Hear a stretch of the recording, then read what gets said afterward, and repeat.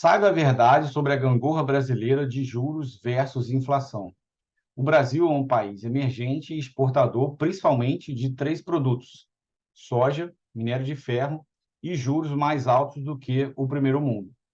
Ou seja, uma taxa de juros muito baixa no Brasil elimina esse terceiro produto de exportação, o que faz com que o grande volume de investimentos estrangeiros não venha para o nosso país e que haja uma maior saída de dólares daqui.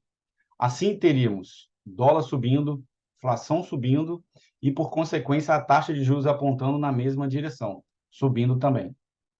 Portanto, o Brasil não roda muito bem com uma taxa de juros baixa em relação ao primeiro mundo.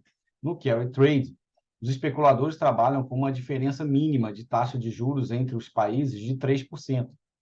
Então, dificilmente observaremos em condições normais e sustentáveis uma taxa Selic menor do que Estados Unidos mais 3%. Cito os Estados Unidos, pois eles são a primeira economia do mundo e o principal mercado financeiro.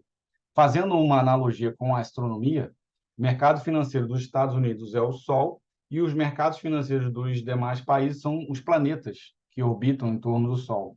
Em outras palavras, a taxa de juros dos Estados Unidos influencia as decisões de investimento na renda fixa e na renda variável nos demais mercados financeiros.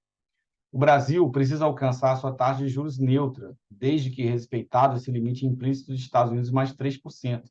A taxa de juros neutra é a taxa adequada para estimular o crescimento econômico de um país, sem gerar instabilidade na inflação ao longo do tempo.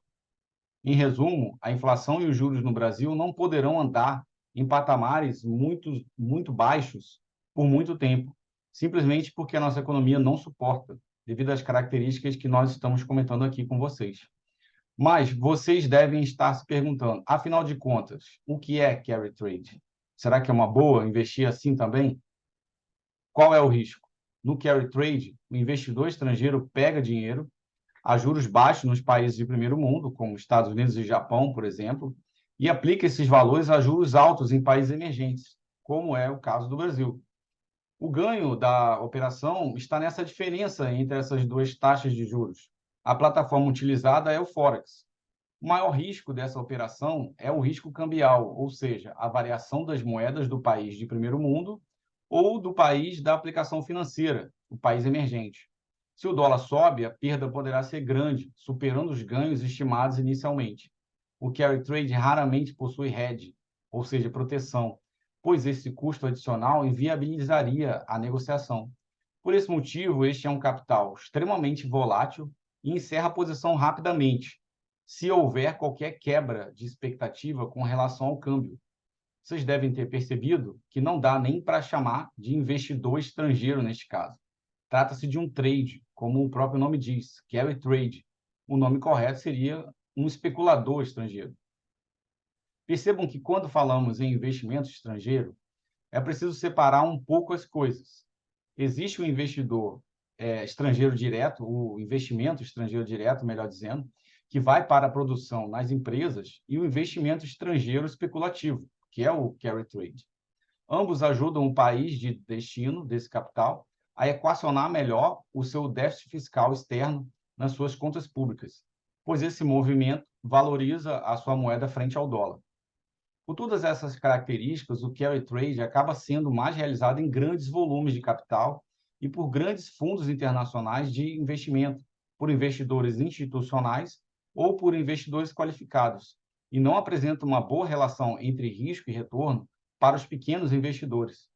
Entendo que, principalmente para o pequeno investidor, querer ganhar muito dinheiro no curto prazo é a maneira mais fácil e mais rápida de perder muito dinheiro em pouco tempo. Dependendo da sua alavancagem, você pode perder mais dinheiro até do que tinha inicialmente. Evite esse risco da ruína, evite perder dinheiro e, mais do que isso, evite perder tudo o que tem. Dinheiro que é difícil de ganhar, como é a renda ativa, o salário, precisa ser também difícil de perder. E, além disso, ele tem que gerar uma renda para você, a renda passiva por meio dos dividendos. E construir leva tempo, muito tempo. Devemos entender esses ciclos econômicos de juros versus inflação para nos posicionarmos adequadamente com um processo de investimento bem definido, com um bom gerenciamento de riscos e com a preparação comportamental necessária como é o caso do nosso método ECI, Economia Comportamental para Investir. Para isso, é importante termos investimentos antifrágeis, ou seja, que ficam melhores a cada crise, como são os dividendos das ações dos setores SBE, seguros, bancos e energia elétrica.